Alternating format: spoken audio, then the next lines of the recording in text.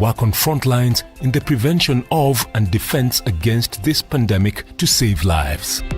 On Thursday, 28th May, the Nation Media Group will hold a live virtual Nation Leadership Forum on COVID-19 and health from 7:30 p.m. on NTV. With the help of a panel of experts, it shall delve into the effects of COVID-19 on the health sector and the various measures instituted to ensure the Kenya healthcare system survives the shocks of COVID-19, including attainment of universal health coverage, and charts a way forward for the sector in the years ahead. Nation Leadership Forum. Engaging society, impacting the nation. With many of us working from home and with our children learning or simply playing at home, we want you to relax and simply love being in your own home.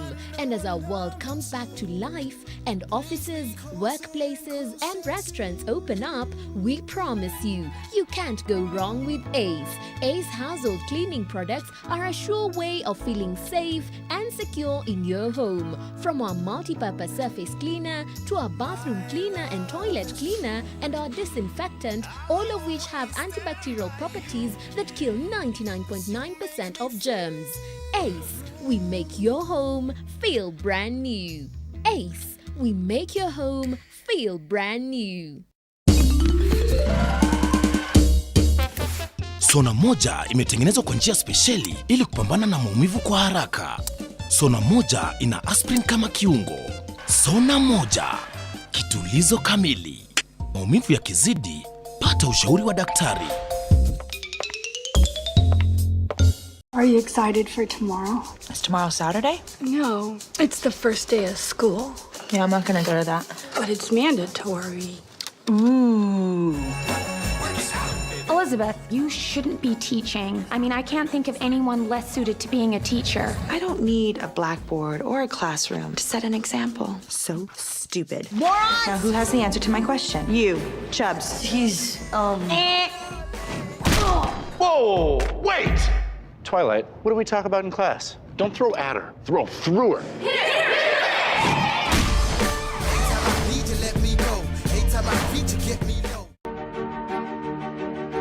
How do we interrogate Kenya's COVID-19 economic response?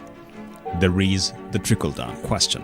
Many may ask why we have chosen to directly send money to these vulnerable groups. The accountability question.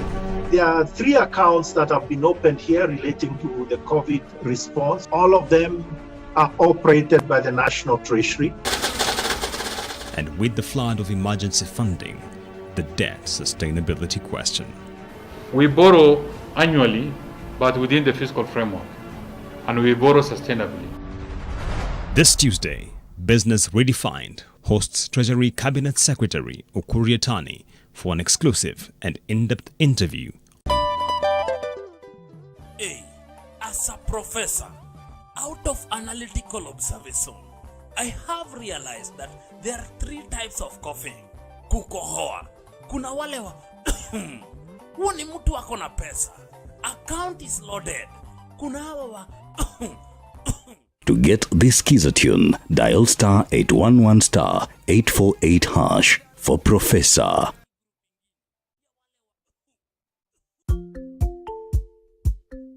Education is key. Education. To develop a nation. Education. Giving every learner the material for learning. KICD, every stage from ECD. KICD, shule ya msingi na ya upili. KICD, mahitaji maalum na waalimu. KICD, for your curriculum. KICD. The Kenya Institute of Curriculum Development, nurturing every learner's potential.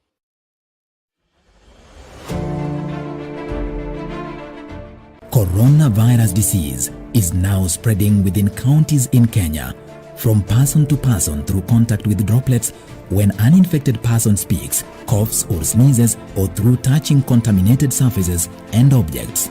Anybody with a weakened body immunity has a greater risk of contracting coronavirus disease. People living with pre-existing medical conditions such as HIV, cancer, TB, diabetes among others must adhere to their treatment to strengthen immunity and therefore should ensure they have a constant supply of necessary medicines. Contact your clinic or health facility for information on how to access treatment. Help others within your network to access adequate supply of essential medicines. Ensure that you remain connected with your local networks for any support and follow the medical guidelines provided by your health facility to prevent coronavirus. Remember to stay updated with information on coronavirus using only trusted reliable channels. For more information on COVID-19, call 719 or dial *719#. COVID-19 is preventable. Protect yourself, your family, and the community. This message has been brought to you by the Government of Kenya and its partners.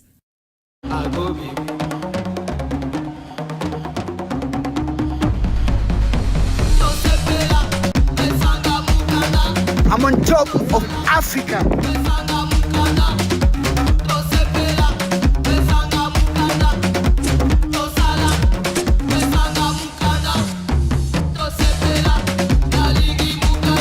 Anybody for a lolly to make you jolly?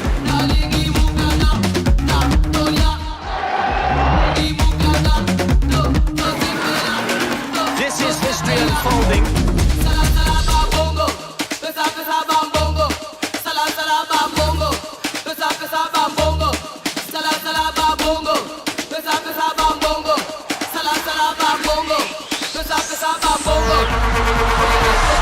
The 20th century is Africa's.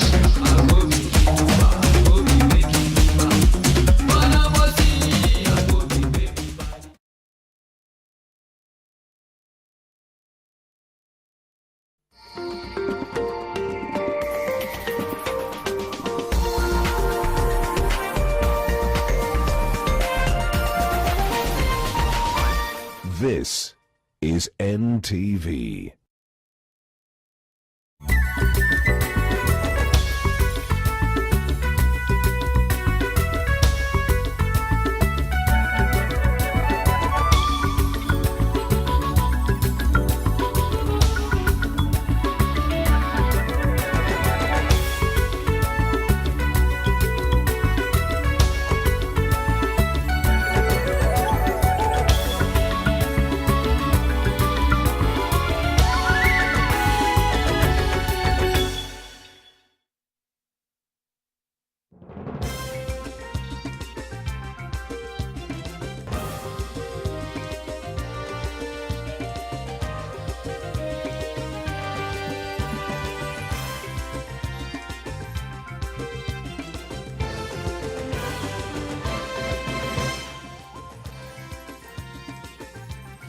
Na mtazamaji popote ulipo, natumai Jumanne yako imekuwa njema na umefanikiwa kutimiza mikakati na shughuli ambazo ulikuwa umeamua kufanya siku ya leo, na kuomba uwe nami sasa katika NTV Jioni. Mimi ni Daniel Mule nikisema shukrani kwa kuendelea kutazama NTV Jioni, siku hii ambapo serikali imetangaza visa 62 zaidi vya maambukizi ya virusi vya corona humu nchini, lakini kuna mengi tuliowabalia njuga siku hii ya leo. Hebu tupate vipasho.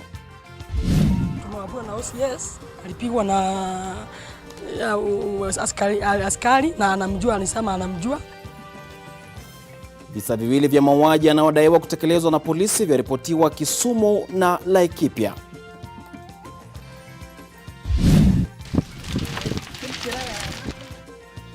Hali bado ni tete uliposimoru, huku idadi ya waliofariki ikifikia watu 6 kwa sasa.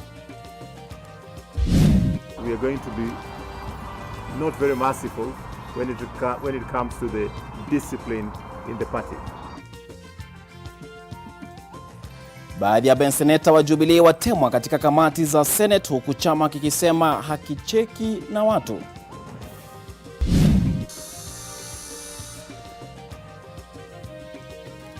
Na uwanja wa Nyayo kukamilika katika wiki 2 zijazo, asema Waziri Amina.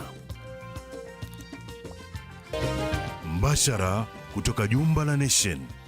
Hii ni NTV Jioni na Daniel Mule. Naam, karibu tena mtazamaji kwa taarifa hizo na nyingine kwa kina. Katika lugha ya ishara hii leo tunaye David Agondoa. Tunaanzia kwa taarifa ambapo watu 8 wamefariki na wengine zaidi ya 20 wamejeruhiwa katika makabiliano ya kijamii yanayoshuhudiwa Narok kaskazini na kusini. Kufikia sasa, mshirikishi wa bonde la Ufa George Natembeya ameweka marufuku kwa wanasiasa kuzuru maeneo yaliyoathiriwa, huku maafisa wa polisi wakiongezwa kwenye operesheni ya kurejesha amani. Bridget Ngana na maelezo zaidi. Kufikia Jumatatu jioni, hali ya taharuki iliendelea kushuhudiwa kwenye maeneo ya Ololoipangi, Narok kusini na Olposimoru, Narok kaskazini kutokana na vita vya kijamii. Tungependa kabisa kulaani in the strongest term possible hizi vitu, kwa sababu kwa muda mrefu sisi kama Wakenya tumeondoka kwa mambo ya vita vya kikabila. Ilikuwa ni mambo tu ya ushenzi, ile inaitwa primitivity. Lakini nakaa kwamba kuna watu bado wamekuameleza tabia za kumuona mwenzako kama sio Mkenya bali ni mtu wa kabila fulani, na kama sio kabila lako basi yeye ni adui. Kulingana na mshirikishi wa bonde la Ufa, vita hivi havijatokana na wizi wa mifugo, ila huenda vimechochewa. Kuna wanasiasa pia ambao wamekuwa wanakuja sehemu hiyo. Wengine wanajifanya kwamba wanaleta chakula cha msaada, wengine wanaleta barakoa huko. Lakini unapata mtu anakuja kwa area kama hiyo ambayo iko cosmopolitan, lakini analetea jamii moja tu. Na ile mambo ambayo wanaongea sehemu hayo sio mambo mazuri. Mapema leo, makabiliano yalishuhudiwa maeneo ya Olposimoru, jambo ambalo lililazimu kuongezwa maafisa zaidi wa GSU na wale wa kitengo cha kukabiliana na wizi wa mifugo. Lazima tuanze kufunguka akili. Haitakuwa kwamba sisi sasa ni kudeploy askari kila mahali, ati askari wakae pale ndio watu wakae kwa amani. It's not possible, that inapeana a very bad image. Ni kwamba mtu uelewi maslahi yako ni gani. Lazima kuja mwambie wewe ukikaa kwa amani, watoto wataenda kwa shule vizuri, utalima shamba lako, utafanya biashara, you gain more. Serikali inapania kuongeza machifu kwenye maeneo hayo, huku Natembeya akitarajiwa kuongoza wakuu wa usalama eneo la bonde la Ufa kuzuru maeneo yaliyoathirika kufanya kikao na jamii husika. Bridget Ngana, NTV. Kwingineko, maafisa wa polisi wanaendelea kumulikwa kwa ukatili dhidi ya raia, ikiwa ni baada ya visa viwili kuripotiwa ambavyo vinawahusisha na mauaji. Cha kwanza ni tuhuma za mauaji Kisumu na kingine ni Laikipia, na visa vyote vinahusiana na utekelezaji wa sheria za kudhibiti korona. Judith Cherono ana maelezo zaidi.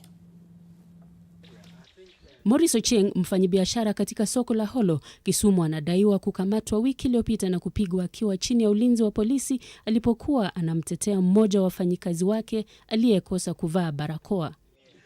And now we are asking the government or whoever is concerned, please help us so that haki lazima itendeke. Mkewe Sela Kinyi alisema Ocheng alilalamikia maumivu anayodai kupata kutokana na kipigo cha polisi baada ya kuachiliwa.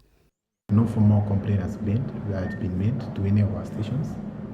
So, but according to our police procedures, we are not going to leave any stone unturned. Kadhia kama hiyo ilishuhudiwa Laikipia, ambapo afisa wa polisi anadaiwa kusababisha kifo cha mmoja wa Gwakungu huko Nyandarua.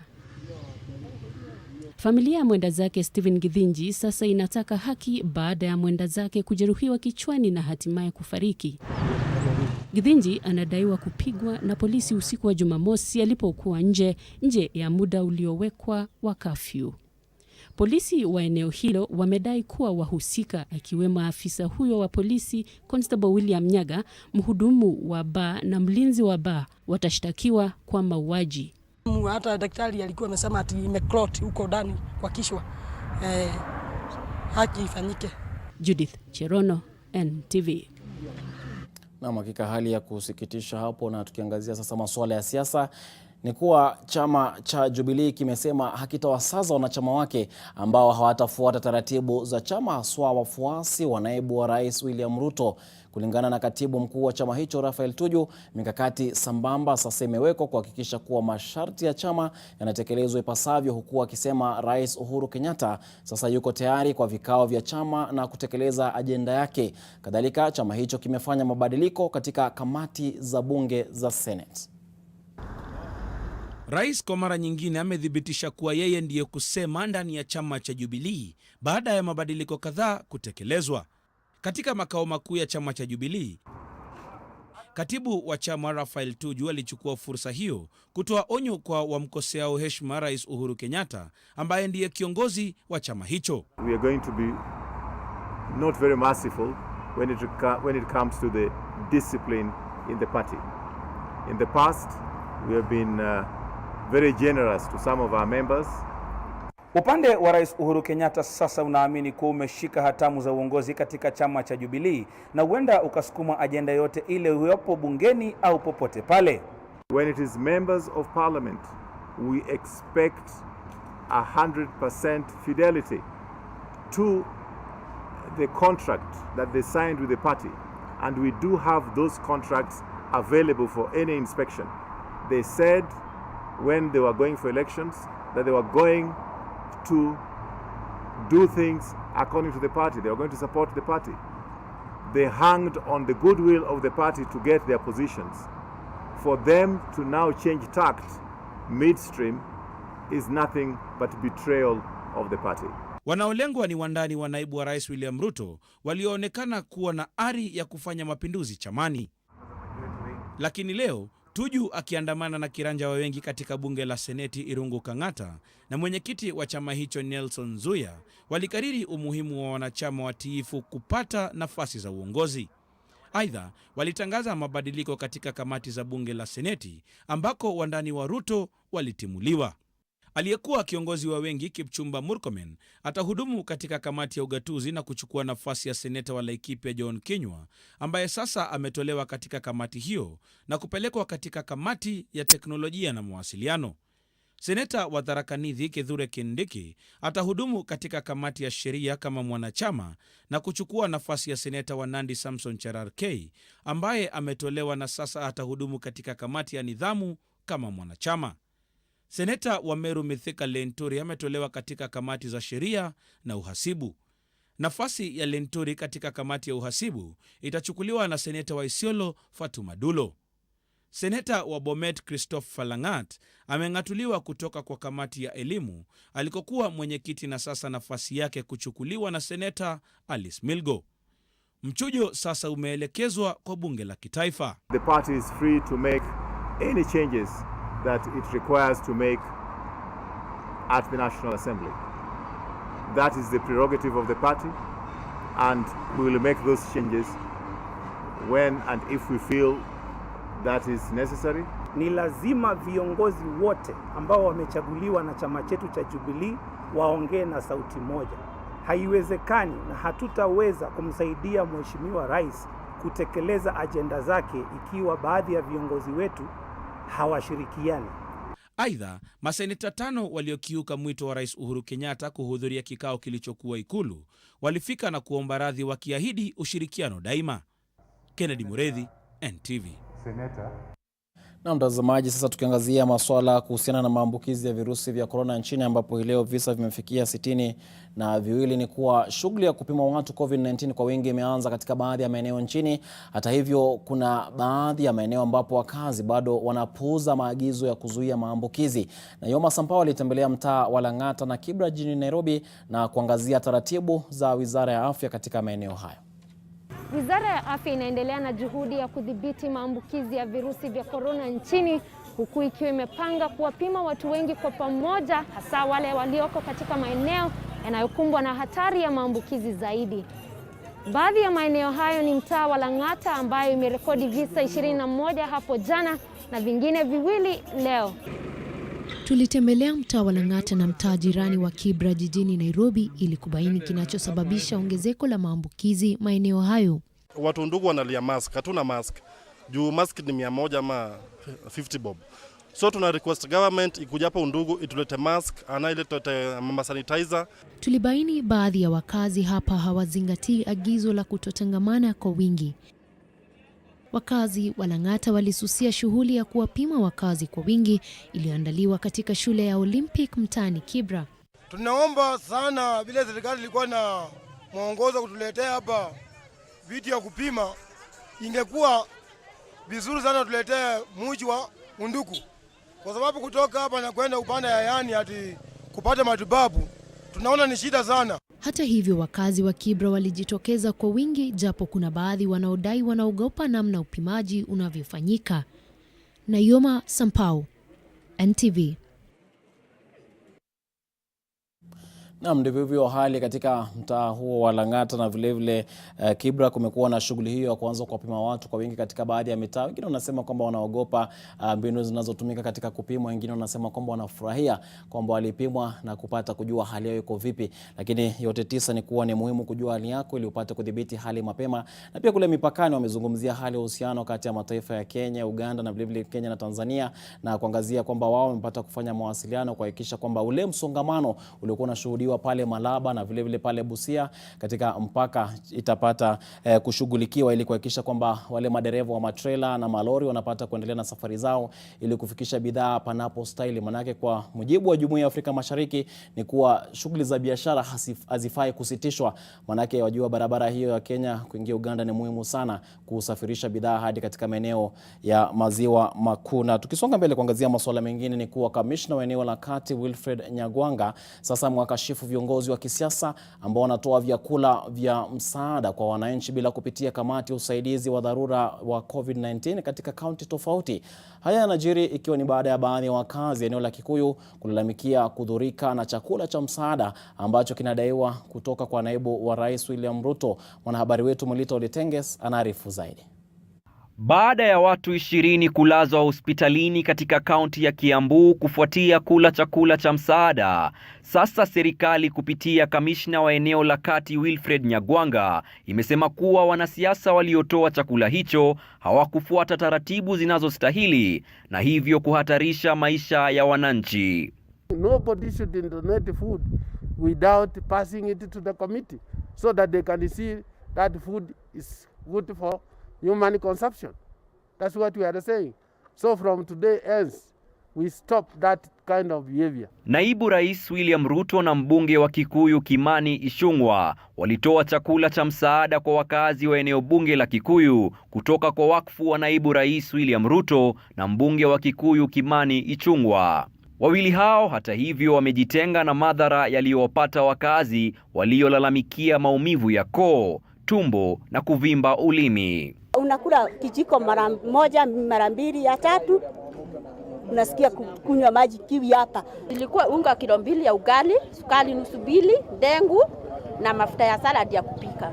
Hata sasa tunaongea na nyinyi ulimi unasikia kama ni kuchoma chomwa. Viongozi wa kanisa hata hivyo wamekanusha madai ya chakula kilichotolewa kuwa na sumu, wakisema kwamba hakuna yeyote aliyedhurika.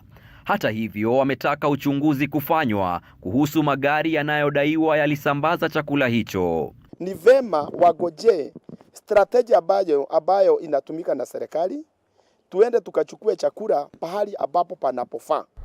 We have already seized the food that was claimed to be in bad. So the public health people, they are analyzing it. Once analyzing, which the government must will investigate. If we get those who are concerned, the law will take its own hand. Milita Oletenges, NTV.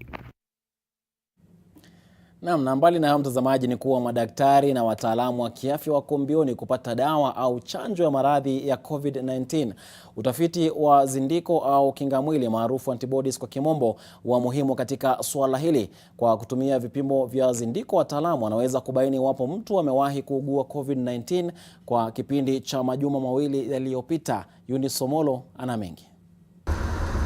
Mwili wa binadamu huzalisha kingamwili zinazojulikana kama zindiko maarufu antibodies ili kukabiliana na bakteria, virusi au viini vyovyote vinavyosababisha maradhi vinapoingia mwilini. Zindiko au antibodies hupatikana mwilini baada ya mtu kuugua, na hivyo kupimwa zindiko zinazohusiana na COVID-19 huonyesha iwapo mtu amewahi kuugua maradhi hayo.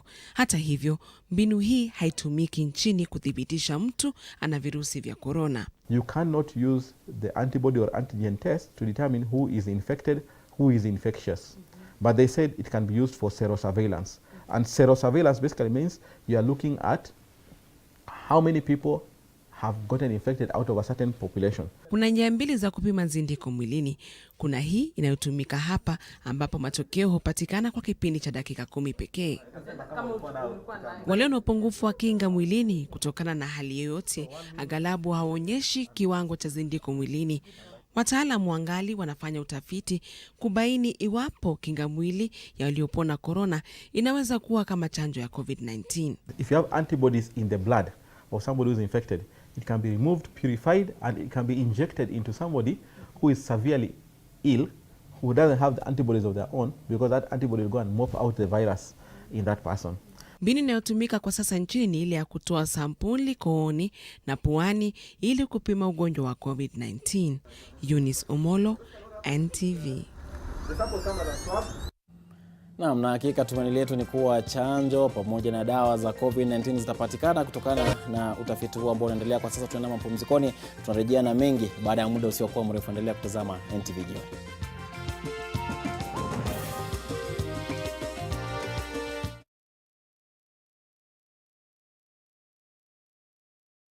Je, maumivu ya kichwa na kukosesha amani? Kaluma Strong hutuliza maumivu ya kichwa, maumivu ya mwili na hata huondoa joto jingi mwilini. Kaluma Strong ina aspirin kama kiungo. Maumivu ya kizidi, muone daktari. Welcome to the conferencing service. Emma, carry on, Ken. First quarter sales, they're up 90%. Very good, very good. We are looking at a 55 billion shilling profit by the end of the financial year.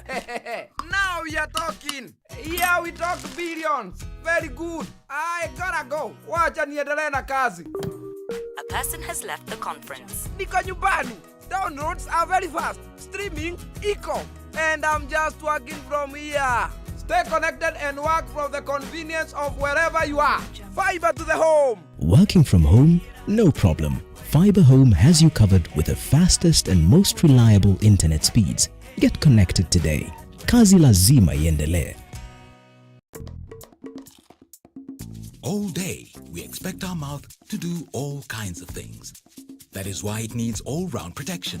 New Oral-B Pro Health toothpaste. Its advanced technology helps prevent both tooth holes and gum problems that can lead to tooth loss. It strengthens your teeth, giving them all-round protection. Because your mouth is doing more than you think. New Oral-B Pro Health. All-round protection for your whole mouth. Selena! Toto, where's Mommy? Today's a toilet day. What? Oh. Selena! Toilet day? Tomorrow we're hosting a party and it's a matter of my reputation. It's a toilet, not a white shirt. Even if you spend your entire day cleaning with bleach and detergent, it still won't be party ready. Impossible. Challenge. Harpic 10X. Even if you use bleach and detergent 10 times, they won't give you the same sparkling clean toilet that Harpic 10X will give you. Wow! Harpic 10X. Harpic, Kenya's #1 toilet cleaner. The risk of illness causing germs is increasing. It is believed that the coronavirus can remain on surfaces in your home for up to 9 days. Touching infected surfaces is one of the ways in which germs spread. Regularly disinfect your floors, countertops, and kitchen surfaces with bleach, and use an effective toilet cleaner inside and outside your toilet bowl. This message is brought to you by Medifacts, Jig, and Harpic. Are you excited for tomorrow? Is tomorrow Saturday? No, it's the first day of school. Yeah, I'm not gonna go to that. But it's mandatory. Ooh. Elizabeth, you shouldn't be teaching. I mean, I can't think of anyone less suited to being a teacher. I don't need a blackboard or a classroom to set an example. So stupid. Morons! Now, who has the answer to my question? You, Chubbs. He's, Whoa, wait! Twilight, what do we talk about in class? Don't throw at her, throw through her.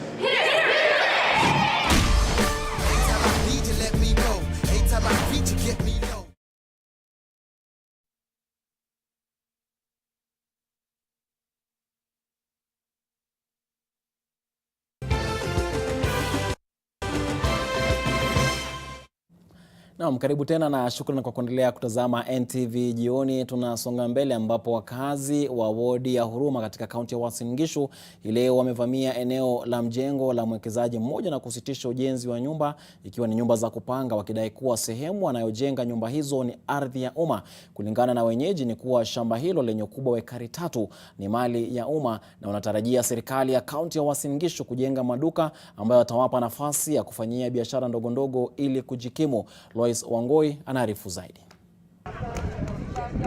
Saa 5 mchana, baadhi ya wenyeji wa wodi ya Huruma walisitisha shughuli zao na kufika katika eneo hili la mjengo wa nyumba za kupanga la mwekezaji mmoja binafsi. Kero lao ni wanachodai ni unyakuzi wa ardhi ya umma.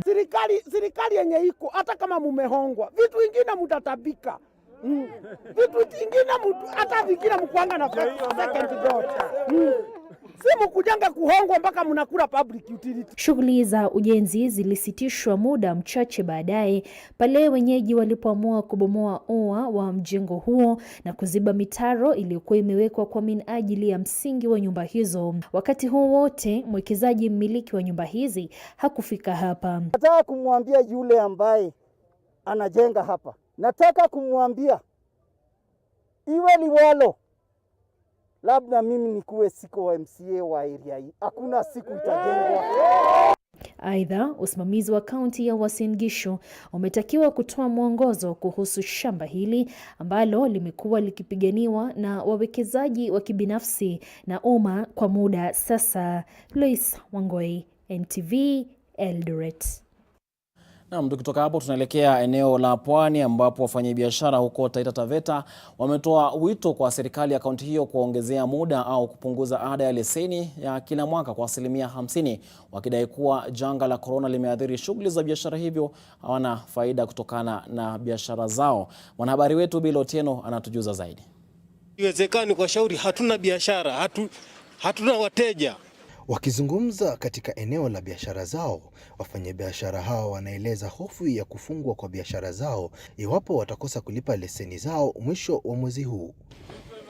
Kwa huu mwaka angetuachilia at least, maanake tayari mwaka umeisha, tushaugawa katikati, huu ni mwezi wa 6 unaelekea. Chakula yenyewe kupata imekuwa ngumu. Hiyo pesa ya kulipa leseni tutatoa wapi? Zile leseni na zile pesa tunafaa tulipe nusu. Kama ilikuwa nalipa 2,000 nilipe 1,000.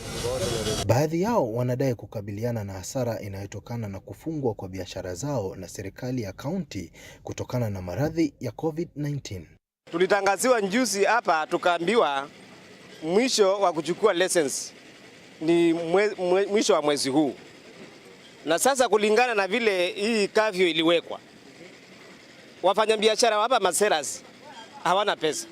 Maana yale masaa tunafanya hapa ni masaa kidogo tu. Pesa hakuna. Ni miezi miwili sasa tangu serikali ya kaunti ya Taita Taveta kusimamisha baadhi ya biashara kwa ajili ya kupunguza kusambaa kwa virusi vya korona. Kwa sasa wanabiashara wanaiomba serikali hiyo kuweza kuongeza muda wa kulipa leseni. Bilo Otieno, NTV, Taita Taveta. Na shirika la ndege la Kenya Airways limepata hasara ya shilingi bilioni 12.9 katika mwaka wa kifedha uliokamilika Disemba 31 mwaka jana, ikiwa ni ongezeko la 71% kutoka hasara ya shilingi bilioni 7.5 mwaka uliotangulia. Mauzo ya kampuni hiyo hata hivyo yaliongezeka kwa 12% hadi shilingi bilioni 118, lakini gharama za operesheni pia zikaongezeka kwa 1% sawia. Kampuni hiyo imepata pigo kubwa kutokana na kusitishwa kwa safari za ndege kufuatia janga la corona, na hali yake ya kifedha inatarajiwa kudorora zaidi baada ya serikali kukataa ombi lake la kuikwamua tena.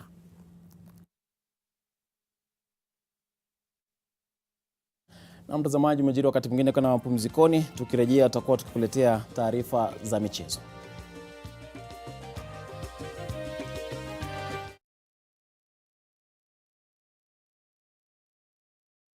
Disinfect and protect your home with Jik. Jik kills 99.9% of illness-causing germs. Disinfect floors, kitchen and bathroom surfaces, and wash white clothes, towels, and dishcloths with Jik bleach.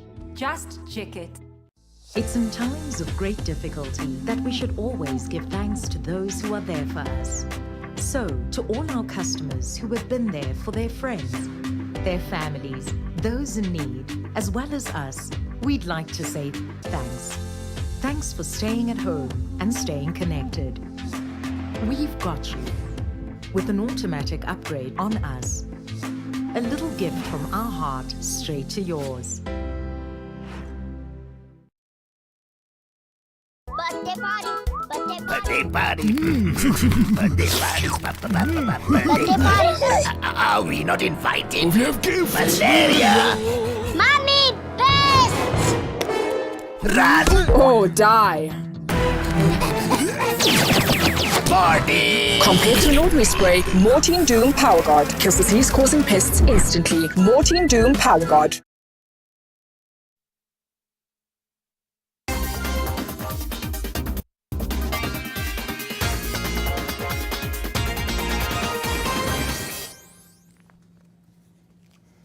Ndo starehe sasa, tuende viwanjani. Wananiita Joshua Makori. Ukarabati wa uwanja wa Nyayo utakamilika ndani ya majuma mawili yajayo. Hata hivyo, uwanja huo huenda ukawa mwenyeji wa mashindano ya mabara maarufu Continental Tour raundi ya Nairobi Septemba tarehe 26. Aidha, uwanja huo utaandaa shindano la virtual la mita 2000 tarehe 11 mwezi ujao, ambapo miongoni mwa watakao pambana na wanariadha wa Norway ni aliyekuwa bingwa wa dunia wa mbio za mita 1500 duniani Elijah Manangoi na bingwa wa sasa Timothy Cheruyot. Ukarabati wa uwanja huu wa taifa wa Nyayo umekuwa ukiendeshwa kwa kipindi cha miaka mitatu sasa, huku shughuli nzima ya kutundika viti ikielekea kukamilika 100%. As you can see, we are actually at the final stages. We are almost at, in some areas, 99%. There are some portions that are remaining, we are at 90%, 95%, and we are looking forward to completing within the next 2 weeks. They will still have to improve their crash, but we wanted to finish first of all the hardware, and then we'll come into the soft issues of the crash. What about the tartan? So we are discussing in discussion with the ministry and the sports fund to see whether we can get funds to replace this tartan. Uwanja huu huenda ukatumika kwa raundi ya Nairobi ya mashindano ya mabara ya riadha duniani ambayo itafanyika Septemba tarehe 26. In fact, this morning we were here to check on the stadium, and we are also checking Kasarani to make sure that everything is in place. We have done, we have covered a lot, and with the support from the government, because it's the major sponsor, we are doing very well. Diamond League and even Continental Tour is an area where athletes can break records. They can earn something, they can then continue even improving in their profile. Taswira na picha mpya ya uwanja huu wa taifa wa Nyayo inadhihirisha dhahiri kwamba ligi kuu ya kandanda ya Kenya msimu wa mwaka 2020-2021 michuano kadhaa itakuwa inapigiwa hapa, ukiwemo mtanange mkubwa kabisa hapa nyumbani kati ya mashemeji Gor Mahia na AFC Leopards, ambao mashabiki watajaa hadi pomoni. Katika msimu huu wa janga la homa ya corona, wanariadha kadhaa wanafanya mazoezi nyumbani, lakini katika uwanja huu wa taifa wa Nyayo, aliyekuwa bingwa wa mbio za mita 1500 Elijah Manangoi, ambaye hakwenda jijini Doha, Qatar kutetea ubingwa wake kwa sababu ya jeraha, safari hii ananoa makali yake akiwa anatumainia kwamba atawahi tiketi ya kwenda kushiriki mashindano ya Olimpiki huko Tokyo, Japan. Lakini sambamba wako na bingwa wa sasa Timothy Cheruyot hapa Nyayo kunoa makali. Yeah, my injury is free. So I have back for training fully. So as if like I have never been injured before. So I'm good now. That is the only medal that I don't have, the Olympic medal. So that is my major factor in my life. So I think I'm still focusing for Olympics next year. It's not far. Manango is my close friend. Tumetrain naye, tuko kambi moja, na tukiwa kwa club yetu mocha wetu akiwin, tunashukuru kwa sababu timu moja. Okay, if you look at the corona pandemic, the COVID-19, which is affecting the whole global, to others it is a blessing in disguise, more so those who are coming from injuries. That means you have more time to recovery and more time for preparation. Waziri wa michezo Amina Mohamed amesema wizara yake imeanza kuwasaidia wanamichezo kifedha ili kujikimu msimu huu wa janga la homa ya corona. Wachezaji wa ligi kuu ya kandanda humu nchini KPL kutoka kwa timu 12 isipokuwa Tusker, Posta, Ulinzi, Bandari, Wazito na KCB ndio wa kwanza kupokea msaada wa serikali, huko kila mchezaji akitarajiwa kupokea shilingi 10,000 sambamba na maafisa 5 wa safu ya kiufundi wa kila timu. Today we began rolling out the stimulus package for sportsmen and women. We have agreed that we are starting with KPL because we know after having done our verification that those are the footballers that are suffering the most.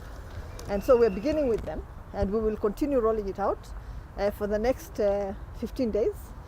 And then we will take stock and see how many have been supported, how many are still out there and that need our support. We are starting the rollout with 20 million Kenya shillings. Kukuibia tu siri ni kwamba niruhusu niangalie pembeni kidogo. Ni dakika 29 baada ya saa 1, ni kronomita iliyoko pembeni pale. Mechi kati ya Borussia Dortmund na Bayern Munich, mechi ya mahasimu uwanjani Signal Iduna Park, iko karibu kuanza wakati wowote kutoka sasa. Alafu Habart Mwachiro ambaye alikuwa ni afisa mkuu mtendaji wa FKF upande wa kuwa naibu, yani amesema atawania urais wa FKF. Niite mwana sport niridhike zaidi, Dani Mula afanye mambo yake.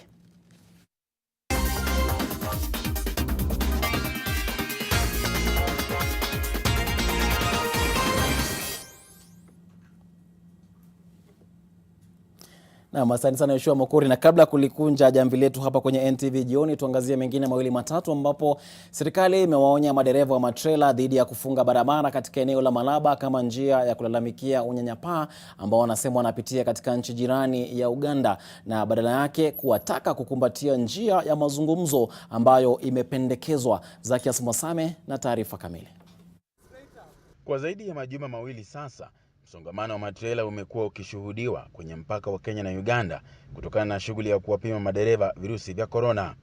Lakini imeibuka kuwa baadhi ya madereva ambao wamekasirishwa na jinsi shughuli hiyo inaendeshwa hususan katika nchi jirani ya Uganda waliamua kufunga barabara kwa kutumia matrela.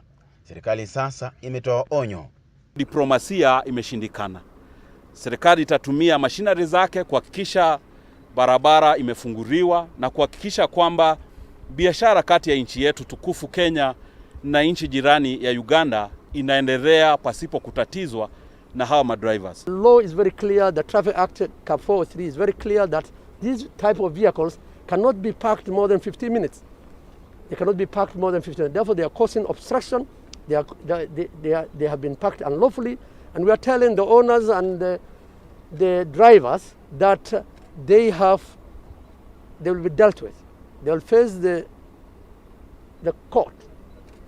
They will be charged for obstructing, for parking this vehicle unlawfully and sabotage, economic sabotage. Madereva wanalalamikia kunyanyaswa na wenyeji kwa tuhuma kuwa huenda wakaambukiza virusi vya corona. Kuna shida na serikali ya Uganda. Sisi madereva hatuna security ya kutosha. Tunafika pale tunadhulumiwa. Sasa hii ndo wakati ambao tunataka tupate haki yetu. Tukifika kule tunasimamishwa mpaka na majeshi, tunasimamishwa na nini. Lakini serikali imeapa kwamba itafanya juu chini kuhakikisha kuwa barabara hiyo inapitika na msongamano umekwisha. Huenda ikatuchukua siku 2-3 kukamilisha kuondoa ile jamu iko. Kwa hivyo basi tunaomba uelewano na wenye marori na wenye mzigo. Serikali inashughulikia huu utata na pidi tu hivi karibuni tutakuwa tumeimaliza. Zakis Masame, NTV, Malaba katika kaunti ya Busia. Na mtazamaji, na tunapotamatisha NTV jioni kukukumbusha tu hapo kesho usikose kujipatia nakala yako ya Taifa Leo kuipata taarifa kuhusiana na siasa za miraa ambazo zinatishia kumtafuna Waziri Munya. Utata kuhusu shilingi milioni 400 za hazina ya miraa umezidi kutokota, ikiwa ni baada ya Waziri wa Kilimo Bwana Peter Munya kuidhinisha chama cha akiba na mikopo cha Mwenge Miraa Sacco kupokea pesa hizo. Kwa hivyo maswali yameibuka kuhusu mfumo ambao ulitumiwa kutambua chama hicho kipi ambacho gavana huyo wa zamani wa Meru anadaiwa kuhusiana nacho. Kwa hivyo yote hayo utayapata kwa kina katika gazeti gazeti la Taifa Leo hapo kesho. Kutoka kwangu Daniel Mule na wote walioshiriki kufanikisha NTV Jioni, tunasema shukran na kutakia utazamaji mwema wa vipindi vyetu. Katika lugha ishara tulikuwa naye David Agondo.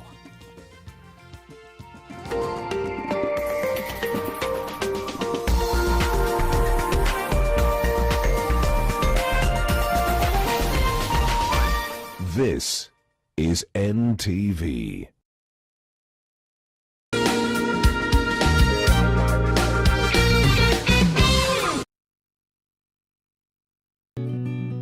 I help women find independence by training them in fish farming. It's tough on my back, joints, and can cause headaches. Panadol Extra relieves multiple types of pain. If symptoms persist, seek medical advice. Kira! Kira? Where are you? Malaria! That's why you need the superior protection of Mortein 360-degree reach. Only this has 11 vents which enable it to reach the farthest corners. Mortein, total indoor protection. Blue Band Margarine. New look, same great taste.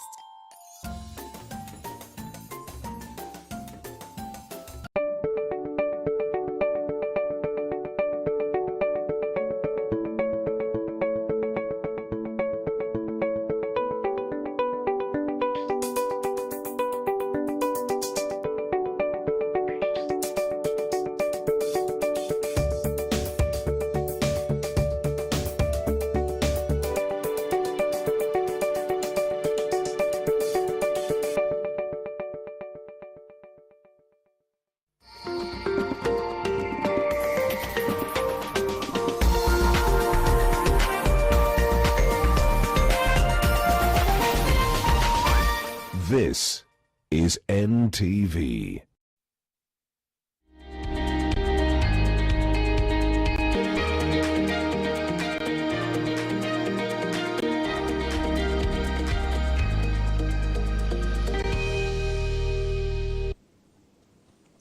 You are just in time for your most comprehensive weekly look at the world of business and economics. This is Business Redefined, and this week we are shelving everything else to have a one-on-one conversation with Cabinet Secretary for the National Treasury, Mr. Ukur Yatani, who is the man at the center of the country's economic response to the COVID-19 pandemic. Everything that is undertaken in terms of responding to this crisis is in one way or another steered from the National Treasury, and we are privileged to have the CS with us on set. CS, welcome on set. And just before we start the questions, I'd like to remind you that you can be part of this conversation online. Tweet at NTV Kenya, at AmbokoJH is my handle, and of course the hashtag is Business Redefined. CS, let's begin with the subject of cash transfers, which has been a matter of immense interest. And I want us to take a step back. If you look at the supplementary budget that was recently just approved, the cash transfers were given some of the largest allocations. If you look at the cash transfers to the old people, it was increased by about 9 billion shillings. To orphans and children, it was increased by about 300 million shillings. How much has been disbursed at this point in terms of a COVID-19 response? Of course, the president did indicate it's about 250 million shillings per week. Yeah, thank you very much. It's really a big honor and privilege for me to be with you today. As you indicated earlier, that we are living in an extraordinary circumstance, in an extraordinary time that requires a lot of understanding. Treasury here in the midst of situations that it has never confronted before. A while ago, we worked on to address the Kenyan concerns on debts, on revenue, on expenditure. We started on a fiscal consolidation exercise where we pushed to grow our own revenue, manage our own expenditure, and also borrow when it's absolutely necessary. As we were working on this fiscal consolidation exercise to ensure that the budget deficit gradually reduces from about 8% now to up to 3% in the next 3-4 years.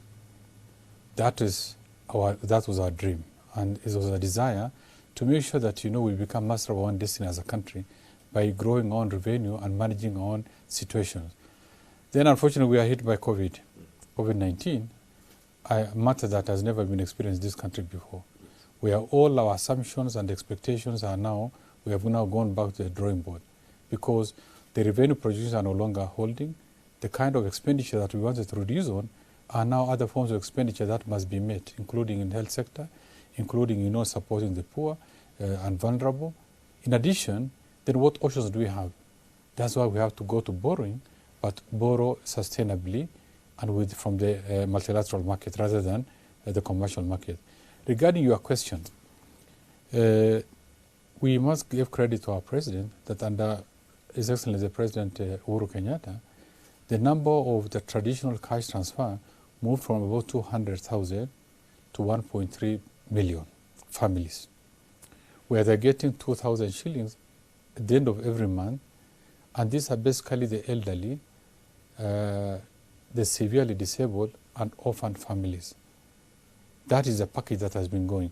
And it still has a budget of 30 billion every year, spread across the country, beneficiaries from all localities, and people getting support. And the net sum of all these is that it has restored dignity in people. It has also acted as a stimulus in the local economy.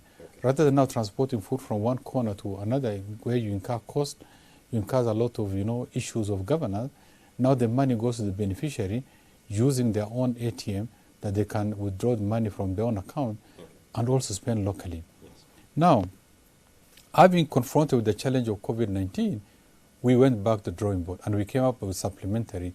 And what was our idea? Our idea was first to sustain liquidity in the economy, to cushion the vulnerable, but also support business and to ensure that we minimize job losses.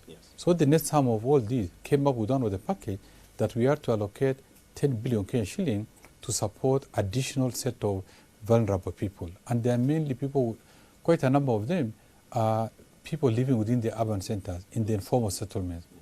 The informal, the slum economy could no longer hold. Because if you look every morning, the path, that there's traffic of people now going to industrial area, going to various places, going to various estates to try to get daily wages. But now all of a sudden, the dynamics have changed. These are people now without jobs. Therefore, they do not have the purchasing power.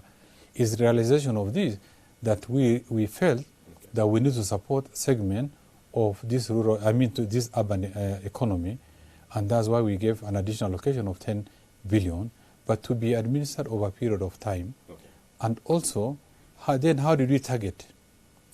Treasury here allocates the money.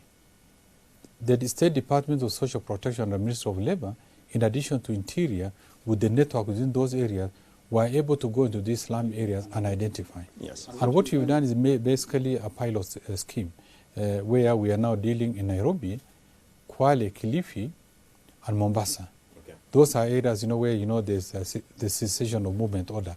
So as a result of this, the informal settlement, the very deserving beneficiaries have been identified, and they are getting 1,000 shillings every week. Yes, let me just hold you to that because, of course, we have a lot to cover in a very short time. And still on the subject of cash transfers, as of March 2020, there were indications that there have been a bit of delays in remittance of some of these cash transfers, particularly to the old people, some indicating there were challenges in terms of getting their funds. Is your guarantee that the situation now has been addressed? Farmers, we need to realize that, it's been undergoing transformation. In the past, we were using postal services, using the postman. A lot of these things were not working. Now we have gone back to we contracted service providers, and there are mainly 4 banks with the wide branch network: Equity, KCB, Cooperative, and Postbank, scattered all over. And the beneficiaries are given the liberty to choose which bank they want and which branch they want. And through that, using their biometrics, this data is captured, and they are issued with cards, ATM cards. They don't have to go to the counter. They can access, from the ATM. But, the idea that because of logistics and administrative, to reduce an administrative cost, in 2 months, every 2 months they get 4,000 shillings. Rather than getting 2,000 every month, that we transfer 4,000 shillings at the end of the second month. That's how it's actually going. And it's up to the beneficiary to manage, their budget. They don't have to do all that money. We have even seen cases where the beneficiaries have saved money to the tune of even up to 20,000, 30,000, and through this they're even able to go into other income-generating activity. Some have even built homes. Some have even built, other form of kiosk, and they are now able to support to stand on their own and support themselves. So the delays are mainly because it's more or less deliberate, the 2 months. But in situations where there are challenges, with either the banks or with the beneficiaries themselves. But quite a number of those beneficiaries are people who are quite elderly. Okay. The transition rates, in terms of, the ability to manage on their own, the capacity to also transact on this has had some challenges, but it's an ongoing innovation that we are working on. Points, yes. And quickly, just to switch gears to something you earlier mentioned, over the last 2 weeks, we have soaked up about 200 billion shillings in terms of credit financing in light of COVID-19. We have the IMF, we have the World Bank, we have the Africa Development Bank, and many are questioning some of the where this leaves us as a country in terms of our debt sustainability. Maybe just comment on this before we quickly take a break. Yeah. Let me assure you, our borrowing is highly sustainable. With COVID, we've had a challenge, not only us, but all over the world, that the export has gone down, general revenue has gone down, debt to revenue ratio, debt to export ratio has gone down for all the countries in the world. That is one.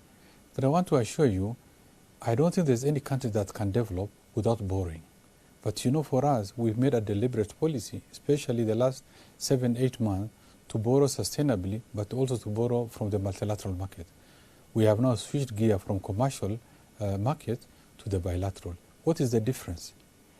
Like now, as you said, not every country can access the multilateral market as a walk-out like us. It's as a result of deliberate policy measures that we put in place, and our fiscal framework is sound and is actually attractive. And it's on that basis that when we presented our matter to World Bank, there was no single objection that was raised. Because they were happy with our fiscal consolidation process, the fiscal framework was okay, and the policies that we put in place will have it foolproof. And the same for IMF. And we also now got even additional resources from ADB, because the trigger up there affects all the other multilaterals. That is one. I want to tell you that in the fiscal framework that we have, we are not borrowing anything outside the fiscal framework. Actually, we are very lucky because we are now replacing the intended commercial borrowing with the multilateral.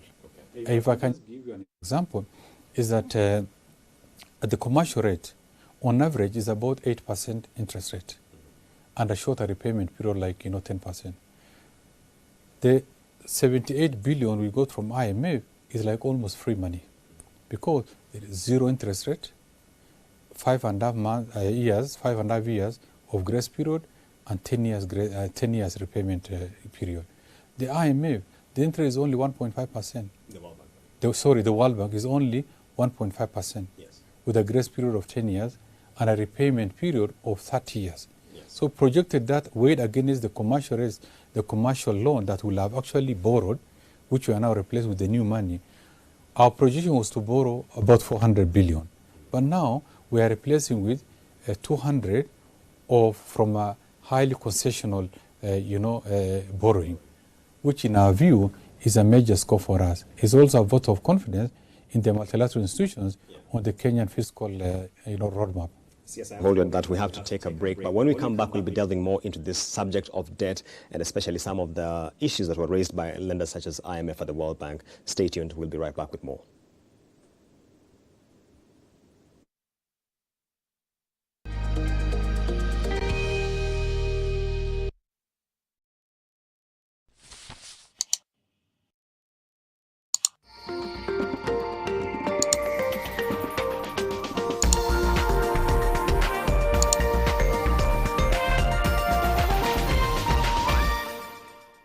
When you sit with a plate of food today, pledge to stand for someone who has put food before you. Dial *126# to transfer your bonga points now so they can buy food and necessities at any outlet with a Lipa na M-Pesa till. Safaricom is for you. Basic protective measures as guided by the World Health Organization. Clean hands frequently with soap and clean water. Cover nose and mouth when coughing and sneezing with a tissue or flexed elbow. Avoid close contact 1 meter or 3 feet with anyone with cold or flu-like symptoms. If you have fever, cough and difficulty breathing, seek medical care early. Avoid raw or uncooked animal products. Help the world put an end to the spread of respiratory diseases by sharing this message with a friend. Message brought to you by Sour Herbal Family Bath Soap. There's no debate. Home is best. If you must pay for deliveries, use your NCBA debit card. Stay home. Stay safe. For a better tomorrow, don't forget to do the 1, 2, 3 with Colgate every night.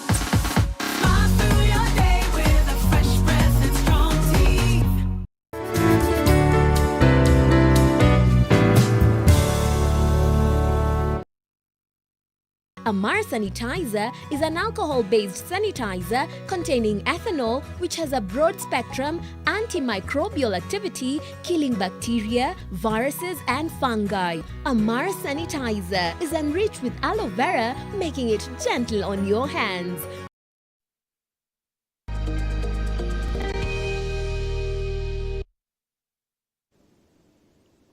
Right, welcome back to Business Redefined. This is a show committed to financial literacy, and tonight we are privileged to have National Treasury Cabinet Secretary Ukur Yatani with us, and you can be part of this conversation where we are interrogating Kenya's COVID-19 economic response. Tweet at NTV Kenya, at AmbokoJH. The hashtag is Business Redefined. CS, very quickly, before the break we were discussing the issue of debt, and I want to point out that even as much as IMF was extending the credit to us, for example, they downgraded Kenya's risk profile from moderate to high risk of debt distress.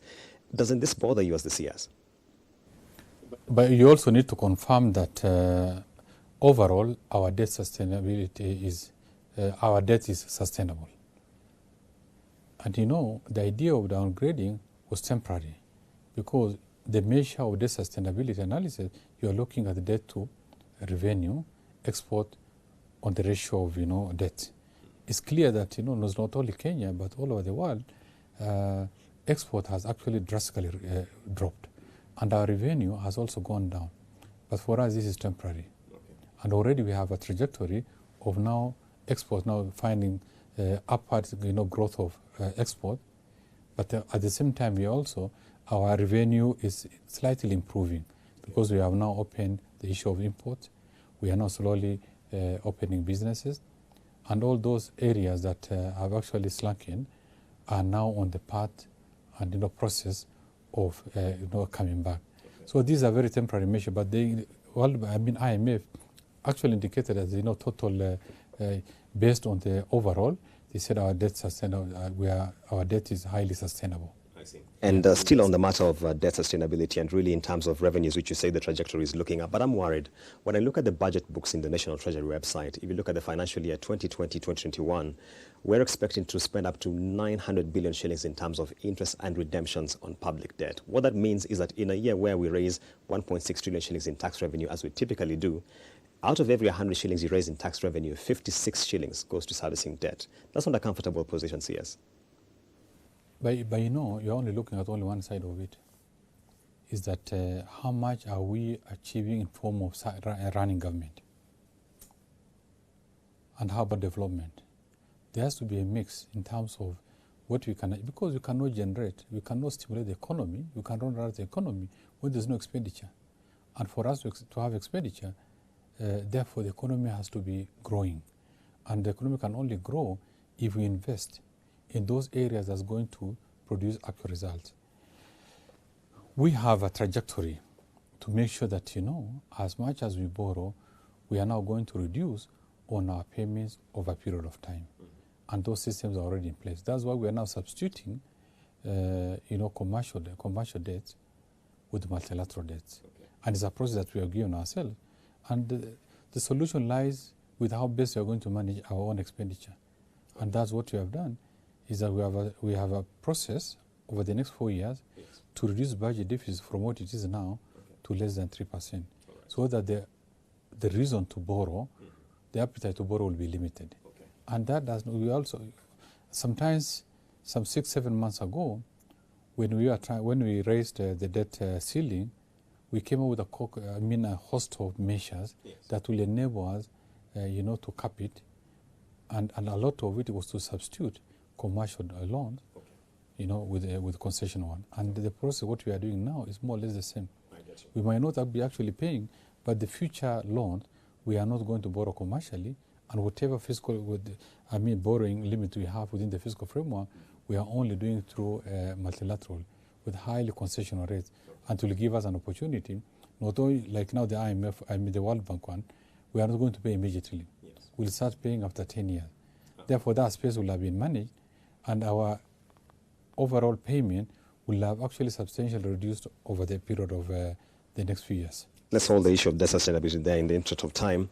We are having a lot of expenditure in terms of COVID-19 economic response at a time when we don't have an Auditor General in the office. Many Kenyans are concerned as to how we're actually accounting for all this expenditure. Let me assure you that all systems foolproof. All the accountability measures are awake, alive, and foolproof. There's only one person, the Auditor General, that's not in the office. But the system of the only thing that they can do is to sign a report.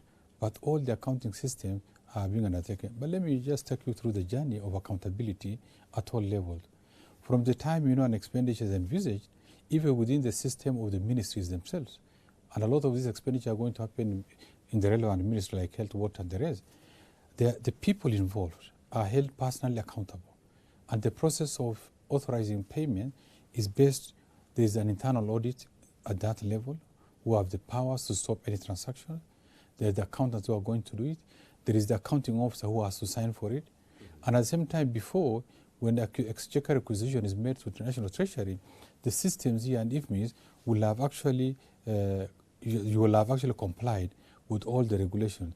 And from here, the controller of budget cannot release money until she's satisfied with that all the systems and procedures and expenditures have been aligned to the law and is also foolproof in terms of making sure that they're intended for the actual purpose. After that, the Auditor General just deals with the postmortem of the problem. But, at the level of disbursement, all these matters are sorted out. And the office of the Auditor General is only the Auditor General himself who's not in the office. But the officers are empowered to carry out audit, but the only signature that's required is towards the end of the report. And additionally, don't forget that the systems of accountability runs beyond, the financial. We have instruments and institutions of government, including DCI, EACC, that are all the time aware, alive, and they are actually put in the picture on whatever, anytime Kenyans are entitled to make any report. When they see any situation that does not fall within the accountability mission, these matters are sorted out. That's yes. Despite all this elaborate system you have mentioned, previous reports have actually flagged that out of our budget, a huge chunk of revenue goes into revenue seepage and losses. So that question still persists in terms of, especially right now when you're spending quite a bit of money. But whatever you do, there are penalties, there are appropriate actions. I am not fully aware of any resources. Of course, there are allegations. And sometimes maybe it's an accounting standard, it's accounting measure. But any actions that does not fall within the accountability framework are dealt with and at all time. And our president actually have been forefront on all this. The revamping and of institutions like ACC, DPP, DCI are actually more active, more sound, and they have been making sure that nobody is spared, including at whatever level or even at the accounting officers level, that these measures are put in place. But I want to assure you that whatever resources that leaves this office are fully accounted for. CS, we have about 3 minutes to go, and one question largely from the manufacturing sector here. The issue of VAT refunds is spoken about time and again, and we keep on mentioning this figure of 10 billion shillings. Why is it taking such a long time to address this matter? Foremost, we have to run the budget process through the supplementary, which was passed, I think, last month. That was the delay. But now we have passed. We have now, the respective beneficiaries have dealt with KRA. KRA has sent the list to us. And if not released by last week, the money should have been released by today. That is only the first batch of 10 billion. But also don't forget that the amount of claims is much higher than that. So we have actually released 10 billion, and in the next financial year, in addition to the amount of money that we usually allocate annually, we have also allocated additional 5 billion for the same purpose. And don't forget, what we are doing is that in addition to this, the second stimulus package has a host and broad areas that's going to support various businesses, including the floriculture, the flower farms, to cushion the employees at that level. We allocated 1.5 billion and also work with the Kenya, KQ, to make sure that the consignment, the flowers, are transported and the cost of freight are shared between government and the individual flower farmers. That's what's happening. Yes, my final question, and really out of public interest, the finance bill of 2020, which is before the House as we speak, the provision of Section 12D on minimum tax has sparked a lot of discussion out here, and many are concerned in terms of the repercussions this will have, especially for businesses in this particular year where a majority are expected to sink into the loss territory. Why this particular provision at this time? The motivation as to why we introduced the minimum income tax is that in the past, we are not talking of an extraordinary situation like this. There's no harm. We are also going to create, if need be, a transitional clause until the situation improves. But in the past, also businesses have not also been quite patriotic. Many of them have been, managing, maintaining two books. One that, declares profit and kept for them, one for the public where they declare losses. And in that case, government has lost so much money. So now the individual corporates are given opportunity to declare their profits as it is and be charged on it, the 25%. Or whatever they declare losses, if we think there's no genuine, then based on that, they're going to pay 1%, and the options are left to them to choose which model they want to go.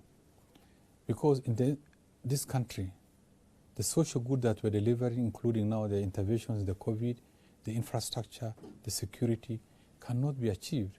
We cannot get quality service unless the government is resourced. The government cannot generate its own resources. It can only generate through me and you and everyone. So if me and you salary are paying, and a corporate that makes huge profit have now, capitalized on cooking books to make sure that they declare losses and pay nothing, I don't think that's fair, and I don't think that's something we can allow. It's on that basis that we want to spread payment of taxes across, increase the income tax bracket, but make sure that at the top level we try to reduce on taxes that's going to affect everyone. On the same point, that's why we are now very keen about the tax expenditures. In the past, we've given all sorts of exemptions and tax holidays, zero rating for all manner of goods. But when weighed against this and whether the benefits are trickling down to the intended beneficiary, you see none, or you see quite limited. It's on that basis that we want to shrink down on tax expenditure, but have something uniform that affects everyone. The benefits are shared across, but everybody also try to pay as eligible taxpayer, pay as required and when. Many thanks, Treasury CS, Mr. Okori-Atani. We really appreciate creating your time to be with us. That has been our episode for this week in terms of Business Redefined. Thank you so much for your feedback online and also for watching as well. Stay tuned to NTV. We have a lot more coming your way.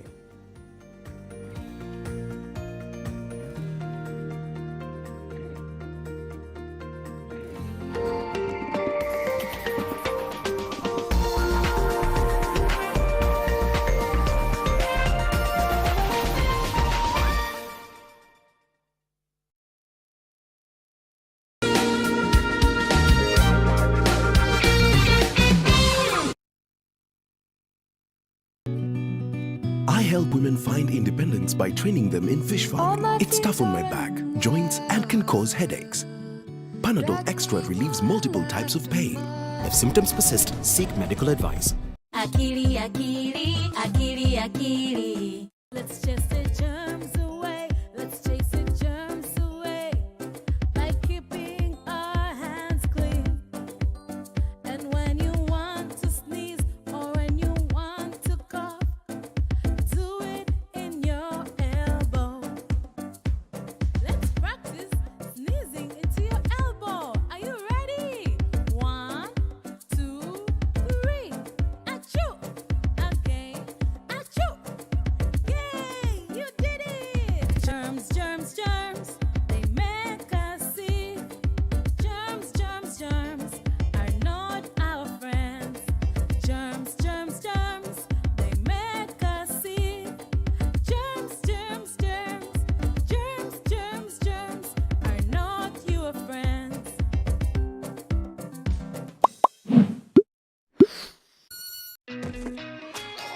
DSTV Now, you open up a world of possibility where your entertainment is ready for you anytime and anywhere. To get connected, ask your parents to go to the App Store, hit download and log in. Incredible! Incredible! And while they're there, with DSTV's parental control feature, setting you up for the most fun and safest viewing around is as easy as 1, 2, 3. Amazing entertainment and learning, anywhere with DSTV.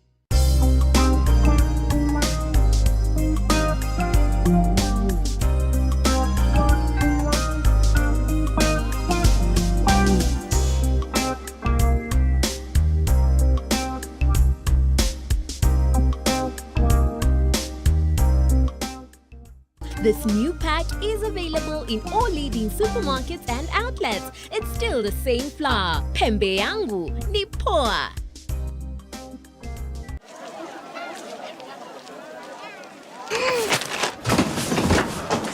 Do your gums hurt? Yeah. Does your toothpaste contain sage, eucalyptus, myrrh, chamomile? All that in one toothpaste? Yes, try Colgate Herbal. Colgate Herbal contains nature's best herbs and Colgate's fluoride technology to give you strong teeth and healthy gums. Ah, Colgate Herbal. Let's go. Colgate Herbal for strong teeth and healthy gums naturally.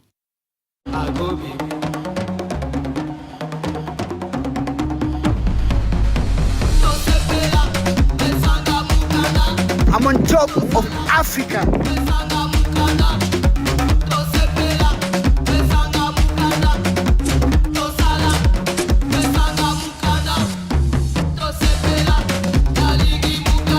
Anybody for a lolly to make you jolly?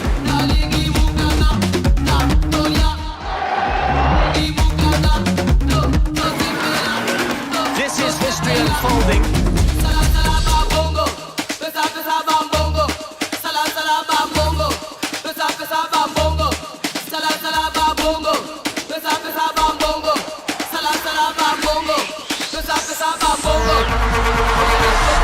The 20th century is Africa's.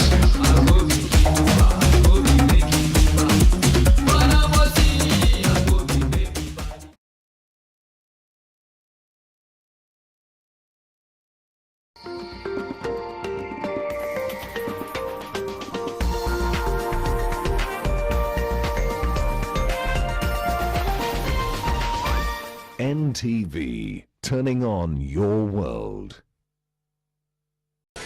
The following program has been rated PG. It may contain scenes unsuitable for children under the age of 10.